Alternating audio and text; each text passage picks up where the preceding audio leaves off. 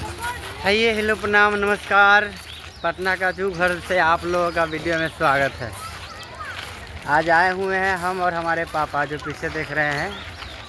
इनको थोड़ा आज घुमाने के लिए आ गए हैं, तो देखिए, बने रहिए वीडियो में। बहुत सारा चीज़ दिखाए हैं और दिखाते रहेंगे।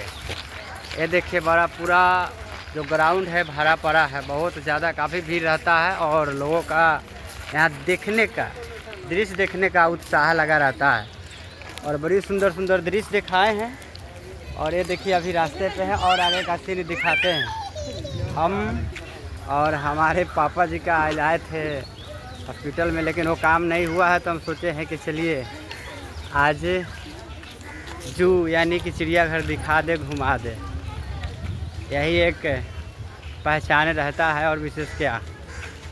तो बस बने रहिए आप लोग वीडियो में, दिखाते हैं और जू का नज़ारा।